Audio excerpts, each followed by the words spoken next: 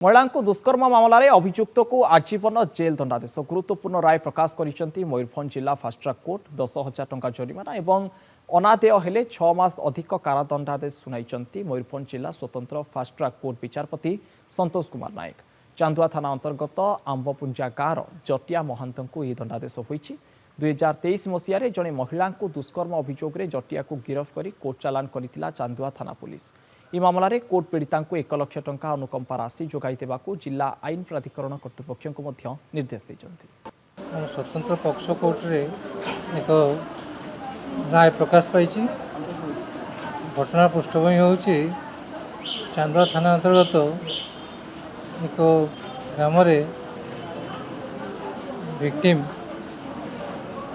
जनक घर को जाइला और से राति खाई पी शोला अवस्था ताको आसामी माने से घर नहीं रेप कर जहाँद्वारा कि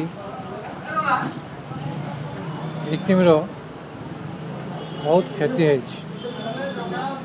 घटना थाना रे एतला है चांदुआ थाना या इनक्वारी करी आसामी विरुद्ध में चार्जसीट दाखल करते एवं से ही केस विचार करी माननीय अदालत आसामी को यावज्जीवन कारादंड आदेश कर